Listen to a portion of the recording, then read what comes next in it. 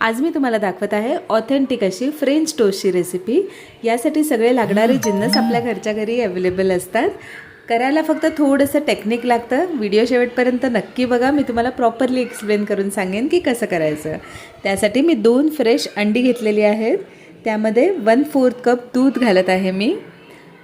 त्यानंतर आपल्याला याच्यामध्ये टाकायचं आहे दालचिनी आणि जायफळची पावडर। जायफळचं प्रमाण तुम्ही थोडंसं कमी ठेवा। त्यानंतर 1 ते 1.5 चमचा साखर आपल्याला घालायची आहे आणि चिमूटभर मीठ, आणि हे सर्व जिन्नस आता व्यवस्थित फेटून घ्यायचे आहेत। जर तुम्ही साखर खात नसाल तर तुम्ही शुगर फ्रीचा वापर करू शकता, पण हा फ्रेंच टोस्ट थोडासा गोडसरच असतो, त्यामुळे काहीतरी गोड टाकणं खूप आवश्यक आहे। चला तर मग व्यवस्थित मी याला फेटून घेतलेलं आहे आणि यामध्ये आता आपल्याला टाकायचं आहे ब्रेडचे स्लाइस। हे बघा, अशा पद्धतीने दोन्ही बाजूंनी छान आपल्याला हे डीप करून घ्यायचं आहे या मिश्रणामध्ये, आणि खूप जास्त वेळ बुडवून नाही घ्यायचं आहे, नाहीतर मग ते ब्रेड फाटू शकतो, कारण ब्रेड दूध आणि अंड्यांना छान ॲब्झॉर्ब करतो। मग तो पूर्णपणे मधून ब्रेक होईल, तर तसं आपल्याला करायचं नाही आहे। साधारण 1 मिनिट आपल्याला हे बुडवून घ्यायचं आहे मिश्रणामध्ये। हे दुसऱ्या पद्धतीने पण आपण करू शकतो, ते व्हिडिओच्या शेवटपर्यंत मी तुम्हाला नक्की सांगेन, तुम्ही नक्की बघा। आता लगेचच आपल्याला एक गरम पॅनवर बटर टाकून घ्यायचं आहे आणि हा ब्रेड दोन्ही साईडने व्यवस्थित रोस्ट करून घ्यायचा आहे। ब्रेड तुम्ही अशा पद्धतीनेच टाका, जर तुम्ही त्या मिश्रणामधनं उचलायला ट्राय कराल तर तो नक्की ब्रेक होऊन जाईल। त्यामुळे अशा पद्धतीनेच ब्रेड आपल्याला तव्यावर टाकून रोस्ट करून घ्यायचा आहे।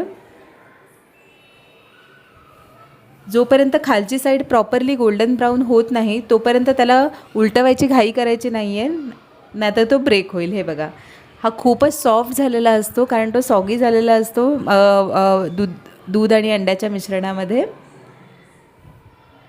हे बघा, तुम्ही आता बघू शकता, आता व्यवस्थित तो शिजलेला आहे वरतून, आणि आतून छान मॉइस्ट राहतो। तर अशा पद्धतीने आपल्याला दोन्ही बाजूंनी छान मस्त गोल्डन रंग येईपर्यंत त्याला भाजून घ्यायचं आहे।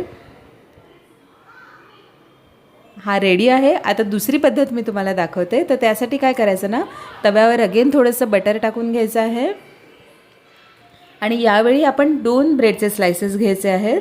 साधारणपणे थोडे पातळ असतील असे ब्रेडचे स्लाइसेस घ्या, आणि हे मिश्रण डायरेक्टली या ब्रेडच्या स्लाइसेसवर आपल्याला टाकायचं आहे। हे बघा, अशा पद्धतीने पूर्ण ब्रेड स्लाइस कवर होतील अशा पद्धतीने हे आपल्याला व्यवस्थित टाकून घ्यायचं आहे। आणि आपण हे तव्यावर डायरेक्ट टाकलं आहे, त्यामुळे हे शिजायला थोडासा वेळ लागेल जास्त। तर अशा पद्धतीने आपल्याला दोन्ही साईडने भाजून घ्यायचं आहे। आणि डायरेक्ट टाकल्यामुळे काय होतं ना, हे मिश्रण थोडंसं सगळ्या बाजूंनी व्यवस्थित लागत नाही, किंवा जरी ते लागलं तरी ते थोडंसं ड्राय आऊट व्हायला सुरू होतं। मग अशा पद्धतीने जेव्हा आपण फ्रेंच टोस्ट बनवतो तेव्हा आपल्याला वरतून थोडंसं दूध टाकत राहायला लागेल।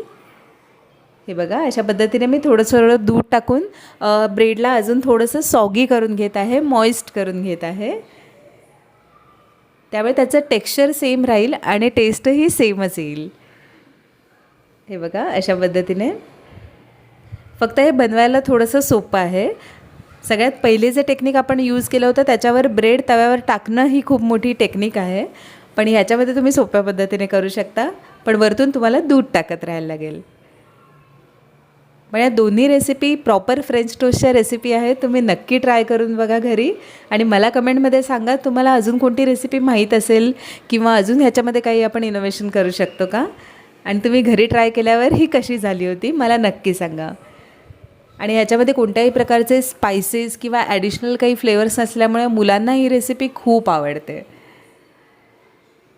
हे बघा, हाही फ्रेंच टोस्ट रेडी झालेला आहे, आणि तुम्ही बघू शकता किती छान फ्लफी आणि मॉइस्ट झालेला आहे तो।